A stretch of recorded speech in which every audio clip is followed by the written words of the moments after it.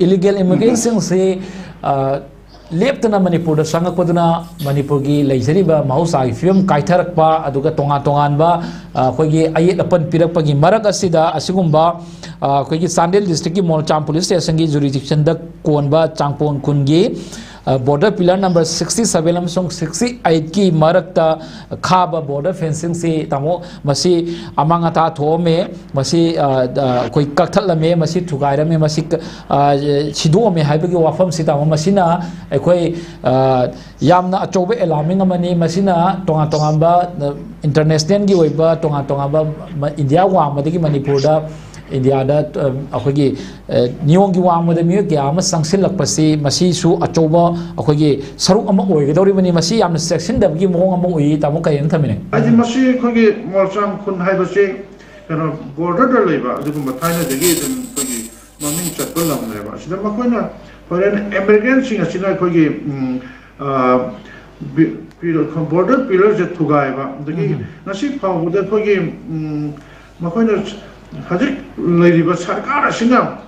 कोई फेंसिंग के तौरे तौरे हना क्या कोई न मतम जमा हन ग्रम न क्या च लोई भी यार बने है बा मखोय न तौरे से खरा खतने अदुबु मसिदे इंडियन आर्मी सिन से काय ले ग्रम न असम राइफल सिन से बॉर्डर बीएसएफ में काय ले ग्रम असम इंडियन आर्मी को ये डिप्लॉय तौरिबा 60000 से बॉर्डर द सरु अम्मा थोपगी 1/3 बॉर्डर द ना इबनेबा अदु मखोय सिन कैदौल करम मखन की ड्यूटी द कोई इंडियन आर्मी से लगे बनावा कहीं दमक तो मकोना नहां इतना गवर्नमेंट ऑफ इंडिया ने कोई मणिपुर थुगाइनबा नि मपांदा कोई जियो पॉलिटिक्स सनरका मणिपुर से कोई मै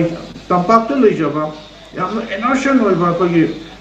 तंपाक की मिशन नमथरगा मकोई करम पॉलिसी प्रोग्राम से अखोइना खंगम थोकनेबा ngasi kai दमक तो इंडियन आर्मी से लेना लेना कोई